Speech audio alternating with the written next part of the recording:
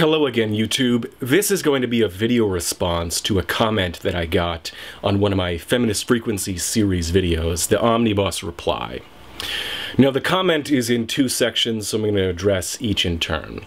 The first part of the comment says this: I'm enjoying this series, though I don't agree with everything you say, nor do I agree with everything Anita says, for that matter. In this particular video, you seem to be saying two contradictory things. First, you criticize FF for expecting role models from cartoons, but then you devote some time to explaining how progressive and influential the character, shall we say, even a role model, Uhura was. So should we stop expecting media to reflect positive social values, as you imply in the case of cartoons?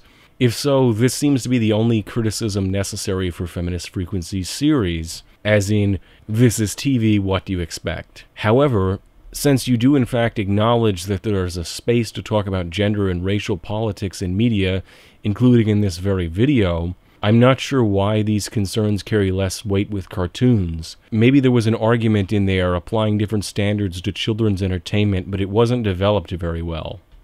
Now, I don't see these things as being in contradiction. However, I do think that my thoughts are worth elaborating on, hence the video response. They would be in contradiction if there was a dichotomy. And I think the dichotomy would go something like this. On one hand, you would have the people who believe that media has no impact of any significance whatsoever. It's just entertainment. And so they can glibly dismiss any sort of criticism or analysis of the media and say that it's not significant because, hey, it's just entertainment.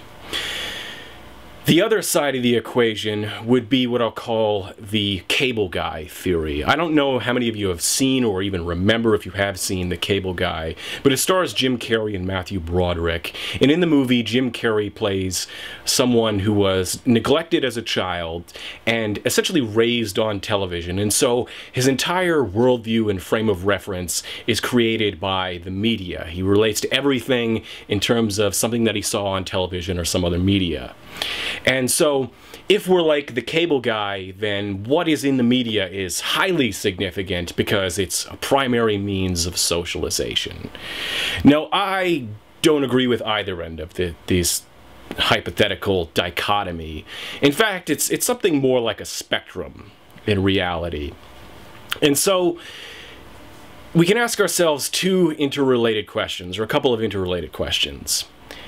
What is the influence, the quality and quantity of the influence of the media? How does it affect us, and how much does it affect us?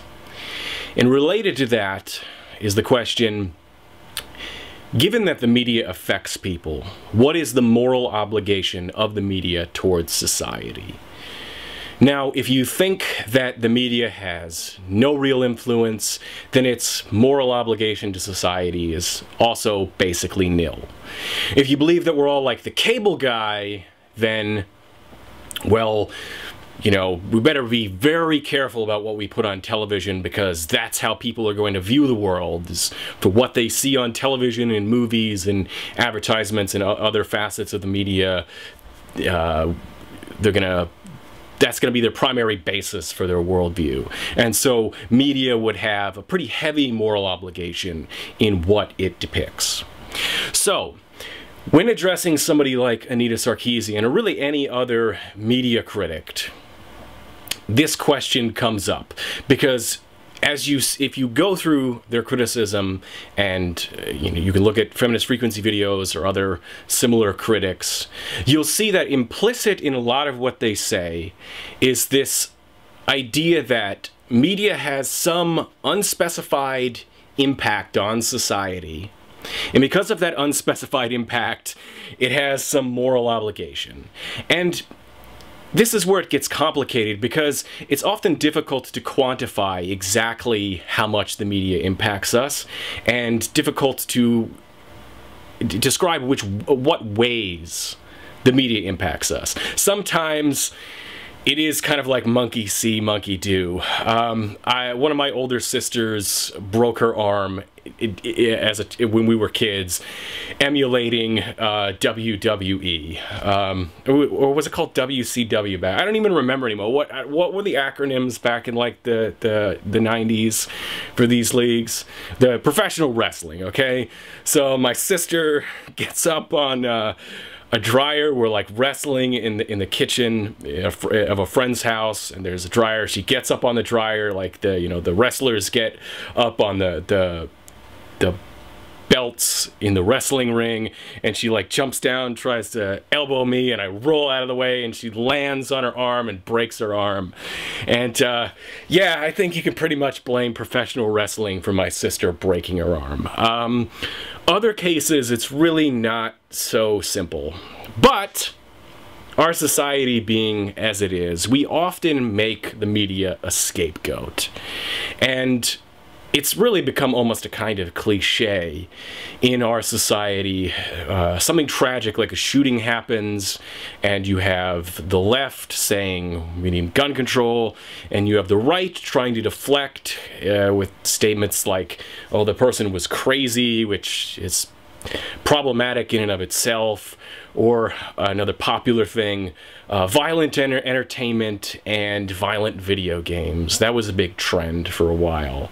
You always have these things. In the 40s, you had a psychologist write a book about the harmful effects of comic books called Seduction of the Innocent. This led to a congressional hearing, and it led to public burnings of comic books in later decades. You know, it's rock music or Judas Priest being sued because, you know, the music of Judas Priest made a teenager kill themselves, or Marilyn Manson's music made someone kill themselves or caused Columbine.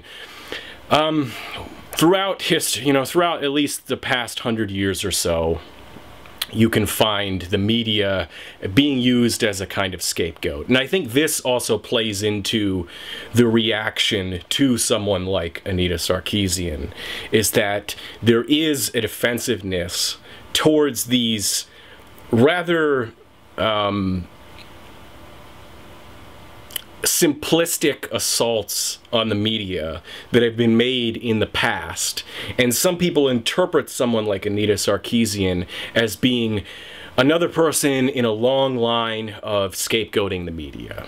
So even if we agree to put aside the claim that it's just all entertainment, who really cares, don't pay that much attention to it, we can also, I think, agree that criticism of the media is a hand that is easily overplayed. One thing that I said in my Feminist Frequency series was that I thought that her worst video was her mystical pregnancy trope video. And in that video, she claims that these depictions of women being impregnated by aliens or demons or mystical creatures, divine creatures, makes pregnancy seem nightmarish. Now, my problem with that is that pregnancy is something that there's quite a bit of common sense and common knowledge about.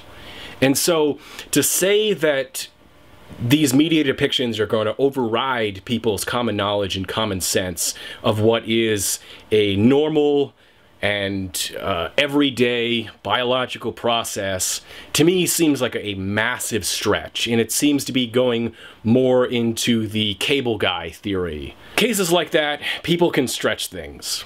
On the other hand, I can see where if there's a void of ignorance that the media is filling, then a similar argument can actually have weight to it, and it should be seriously considered. So, for example, depictions of race or nationality, other parts of the world, sometimes religion. If you're someone growing up in a white enclave of American society, and your only real knowledge of African Americans is the media, then you might well be led to believe that most African American males are gang-banging thugs. Maybe that's not so much the case today because, TV is, by and large, getting more progressive. But at various points in recent history, We can look at some rather deplorable depictions of things like race on television, and we should consider the impact that has on the people who essentially don't know any better. And likewise, for things like nationalities, when was the last time you saw something produced by Hollywood, a Western-produced piece of media that depicted the Middle East as a pretty normal place, right? No, that's not really what you see. You see the chaotic, dysfunctional, violent, terrorist version of the Middle East. Everyone from the Middle East is a terrorist in movies and television, and you can say that about a lot of other places. Russia's full of gangsters. These cliches and these stereotypes, when they come to permeate media, and that becomes the way people understand these things that they would otherwise be fairly ignorant about, then I can see where that would have some negative social ramifications that should be addressed. And so I guess it's a difference between, in the cases that I just laid out, a difference between, does it override common sense? If it's a battle between common knowledge and common sense, then common sense and common knowledge, we should assume, is going to win out. If it's a case of, what the media says versus ignorance, then, the media might prevail in that case, if that's how people understand that. That's the only avenue through which people are informed about these sorts of things. Now, with that said, very often cases don't fall into this clear-cut, the media is filling the void of ignorance versus, oh, no one would ever believe the media telling them that because they just know better because of common sense and common knowledge. Often the case falls somewhere in between, complicating things even more, and I think women is a great example of that. Now, the main point of virtually all feminist frequency videos is that women are both underrepresented in the media, and that depictions of women are often negative and problematic. And in that sense, I agree with feminist frequency. I don't really find too much to dispute in that vein. Even if I have made videos where I'm like, Silence of the Lambs is not about a man who eats people. Her primary point I don't really contest. I know that's going to drive people, some people crazy, and, well, too bad. But at the same time, it's a perfect example of the media depicts women very often in certain ways, and that can influence people, but people also have their own experience and common knowledge about women. And you might go your entire life not meeting someone from a certain foreign country. And so you might be completely ignorant and just believe whatever the media tells you about that country. But it'd be pretty hard to go your entire life without meeting a woman. And so that complicates sorting out exactly what people believe as a result of the media. Honestly, we could continue discussing the nuances of the issue endlessly, and I think it would lead to a lot of areas that would be completely inconclusive. But what I'm essentially getting at is that the people who say it's just entertainment, I think that's not true. The people who think that we're all like the cable guy, if any people really such exist, or the people who overreach in that direction, I think you can criticize both ends of that spectrum, and that the issue is something that has to be thought through very carefully, and in many ways is very ambiguous.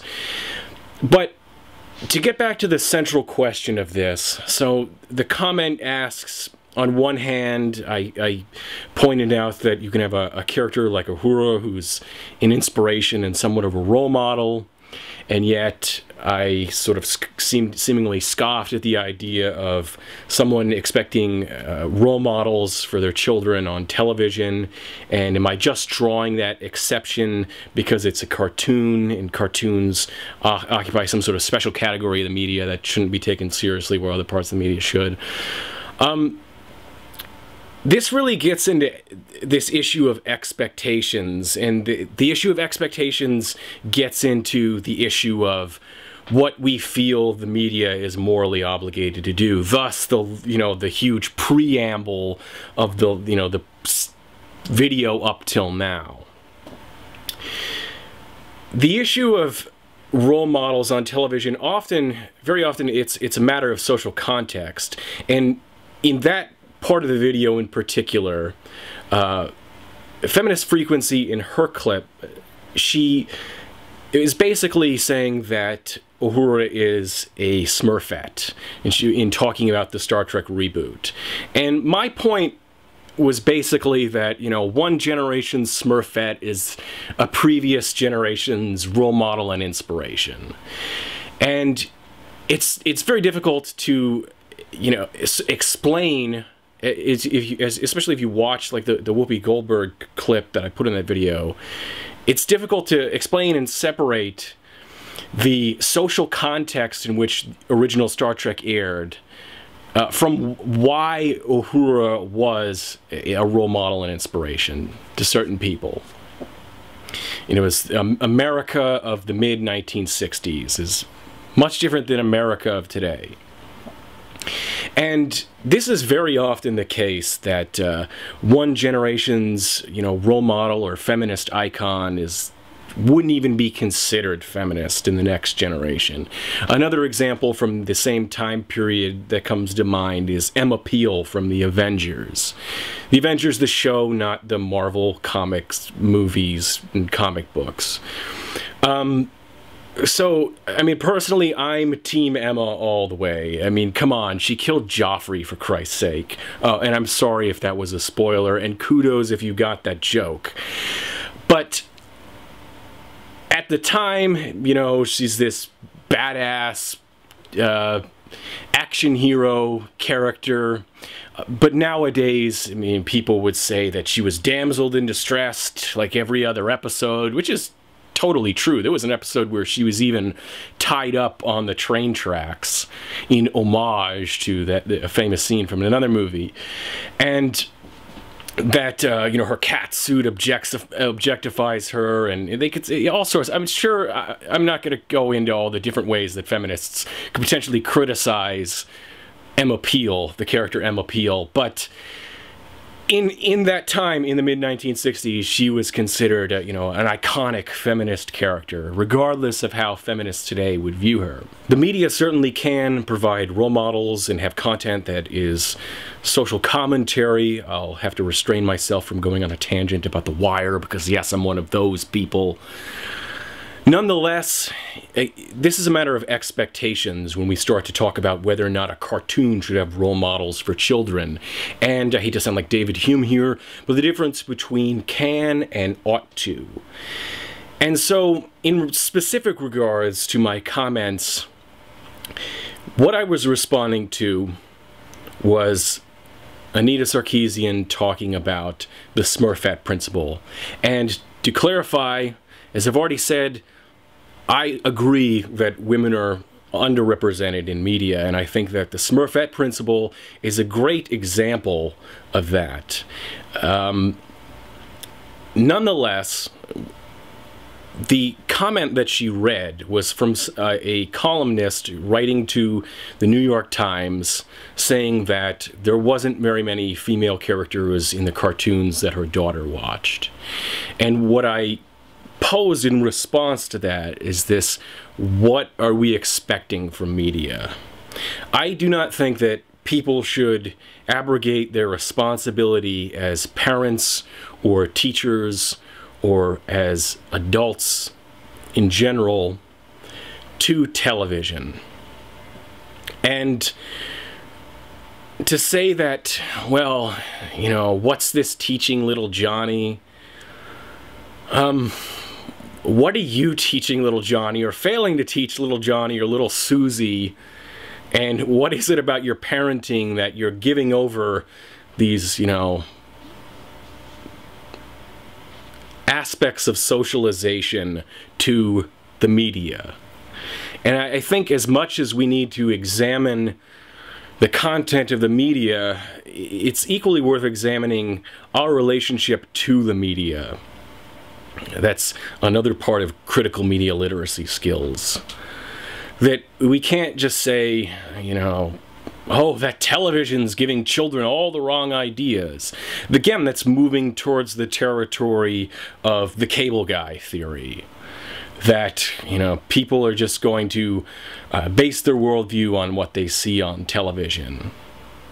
And more specifically, though, this is something that I would say regardless of the difficult to quantify impact of the media, that as much as the media may influence us, that we shouldn't let it influence us to the degree where your child is going to be irreparably damaged if they don't see enough positive portrayals they can identify with in children's cartoons.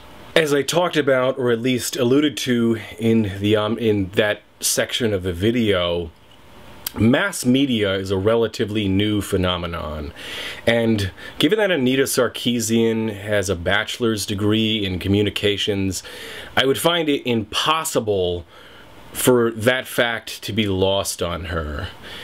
So if you look back more than 100 years in history, the kind of mass media as we experience it basically did not exist.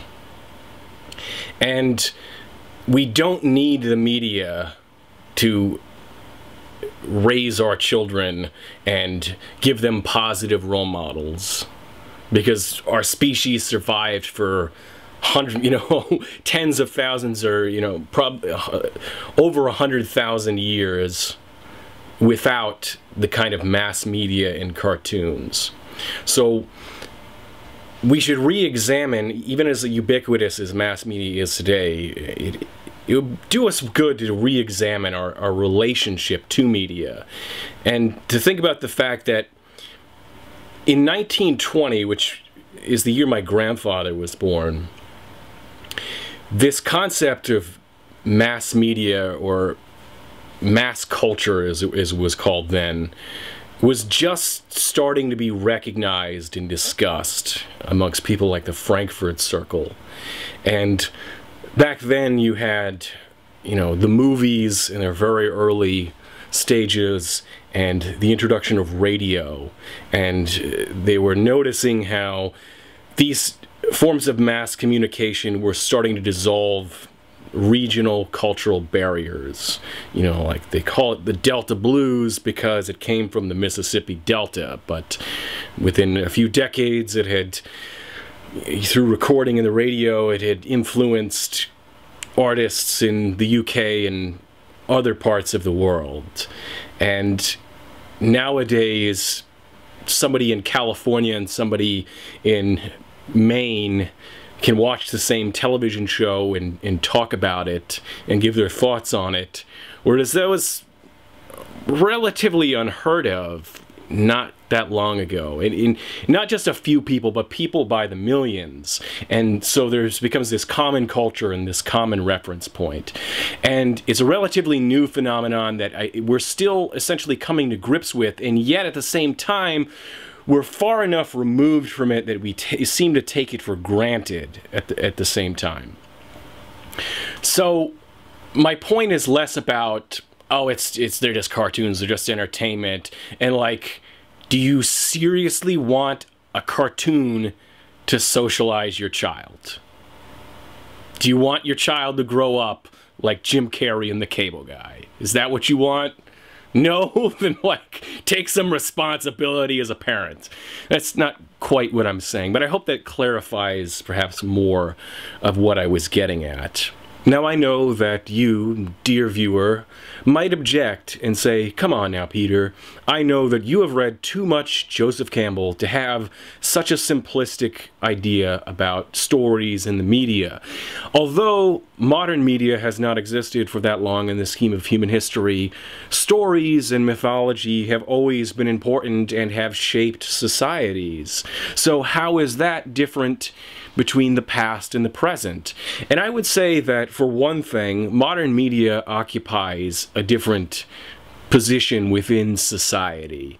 And for another thing, we should be even more worried about it because, as I explained and talked about somewhat in my video, Welcome to the Machine, modern entertainment is made for profit, and at least mass entertainment. And so a lot of the decisions that are made are based on appealing to the widest possible audience, and often attempts to be as non-confrontational as possible. My last video, I did a review of American Sniper, and that movie dealt with really controversial issues, but, you know, it also wanted to be a blockbuster, so it seemed to pull its punches on actually having a point of view about controversial issues like the Iraq War. And it essentially tried to play it safe because it's marketed to a mass audience. It's a complicated subject to talk about the difference between art and entertainment and the blurry line that exists in between. But the fact that mass entertainment is made for a profit and that compromises the nature of its content is even more of a reason to not conflate it with religion or some other mythology of cultural importance. But returning to this issue of expectations of the media, I think that these overdrawn expectations of media, you know, what is this teaching our children, are becoming more and more common, and I want to show a couple of clips from two different TED Talks. This first one is a 17-year-old young woman, and she's talking about the difficulties of marriage and a long-term stable relationship, and the framing device that she uses is Disney movies. What Disney movies didn't teach us about love. This is a story that I and many of you grew up with. It was my guide on how love is and should be. Disney taught us that love was that stir of passion inside you, the butterflies that fluttered in your tummy. But what Disney doesn't teach us is that after a while, all of that stuff disappears. And instead of getting her happily ever after, 10 years down the road, Cinderella is actually stuck with this and this. Now, I understand that this is a young woman, and more importantly, that talking about Disney movies is merely a framing device of her speech. It's not the point that she's getting at. And she goes on to make many valid points in her speech. Nonetheless, let's forget that for a moment and indulge me as I respond to this clip in the manner of a condescending jerk, or as I like to call it, the Thunderfoot method. So, Disney movies didn't prepare you for real life, huh? The complex realities of adult relationships. Well, your first clue that Disney movies weren't preparing you for real life should have been the talking animals. Now, the real reason that I played this clip is to ask a question. Alright, given that Disney movies don't teach you about adult relationships and divorce and getting bored of another person, should they? Should they? Should there be like an episode of Barney, you know, Barney explains divorce? I love you, you love me, your parents don't love each other anymore, so they're getting a divorce. Like, what exactly do you, I mean, okay, maybe Sesame Street teaching your kids how to count, that they can handle, but the more complex things, they kind of have to grow into that and learn through experience. It's not that simple. There are plenty of movies about people falling out of love and getting divorced, and spouses that can't stand each other anymore. So you can't really blame the media in general. It's just Disney movies, apparently. I think that there are obviously certain things that it's sort of ridiculous to say that something like a cartoon is under any obligation to say. Now, this next clip, I believe, the talk was called The Secret Messages of Children's Movies, and he's talking about showing his daughter The Wizard of Oz and then showing his younger son Star Wars. And then he talks about how there are few female characters in Star Wars, although he didn't mention Mon Mothma, who's actually the leader of the rebellion. At any rate, again, I think it would be great if they put more female characters in the new Star Wars movies. Nonetheless, let's play the clip. I know from my own experience that Princess Leia did not provide the adequate context that I could have used in navigating the adult world that is co-ed. I think there was a kind of first kiss moment when I really expected the credits to start rolling, because that's the end of the movie, right? I finished my quest, I got the girl, why are you still standing there? The movies are very, very focused on defeating the villain and getting your reward, and there's not a lot of room for other relationships and other journeys. So, the first thing I'm reminded of here is the movie Stranger Than Fiction, in which there's a main character who's hearing this voiceover narration of his life, and he's trying to figure out who the author is, so he goes to this literary expert, played by Dustin Hoffman, and Dustin Hoffman's character is saying, well, we need to figure out, before we can figure out which author it is, we need to figure out what genre is your life. Is your life a comedy? Is it a tragedy? Is it, so-and-so? And so when he says, oh, when I got my first kiss, I thought the credits would roll, well, what genre is your life? The answer is your life isn't any genre. It's mundane, regular life. And, surprise! Your life doesn't conform to dramatic structure. But this idea that, okay, Star Wars didn't really prepare him for the realities of navigating the adult co-ed world just goes right back to that question. Should it? Should we expect it to? Now, that's not to say that, I guess it couldn't, but should we expect it to? I suppose that the Cliff Notes version of what I'm saying is basically this. Somewhere between no expectations and unreasonable expectations are reasonable expectations. And when people say, criticize some form of media because it doesn't have such and such, we should ask ourselves, should it? It might be great if it did, but is it under any sort of moral obligation to do that for society? To give role models or to teach children that they might grow up to hate their spouse and want a divorce, or to, teach you how to deal with the opposite sex? I mean, is that the responsibility of a Disney movie or a cartoon? So I want to wrap this up. Battery's dying. I feel like the more that I talk, the more that I ramble, and it just meets diminishing returns. But I want to quickly address the second part of the comment, in which I was asked about my statements on the full and complete human being, which is a phrase that is used frequently in feminist frequency videos. Also, the criticism about the full and complete human beings bit just entirely missed the point, and yeah, it was nitpicking. Anita, and some other person you don't seem to have named, at least on audio, wasn't asking for some impossible standard, but rather some parity in terms of character depth. To disregard that point in favor of picking apart the phrase doesn't seem like arguing in good faith. When I talked about that, I did specify that I generally understand what she means by the phrase, and I played a video clip from a different YouTube user, and I said, this is basically what I think that she's getting at, and it's about character depth.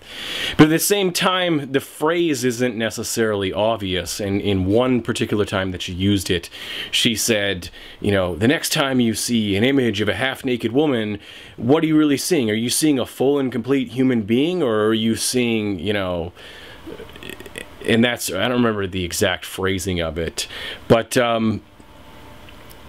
if you're using that in the if you're using this idea of a full and complete human being as a way of saying this, a character should have depth, then it's not really, I don't even say fair is not the right word. It doesn't make sense to try and apply that to an image. No image could really represent a full and complete human being. It's a two-dimensional person.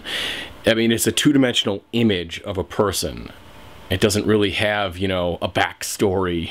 You can sort of make one up in your head, but images like that, you know, don't really lend themselves to anything close to what could be regarded as a full and complete human being. And so at that particular time that she used the phrase didn't really make sense. But overall, I do get the overall gist of it. And the reason I pulled apart, I think if you rewatch that section and you know, listen again, you'll kind of understand that I wasn't attempting to, you know, really make it a serious point of contention, but just more like, I don't know, devil's advocate, you might say. So anyway, I'm getting tired. I'm getting tired of talking, and I've rambled far too long, and I'm hoping desperately that when I edit all this footage together, it's going to have some sort of coherence, and I'm not going to go, oh man, why did I say this? Why didn't I say that? There's this whole train of thought that's missing from this. I'm really not sure how this video is going to turn out. So have a good whatever time it is. Goodbye.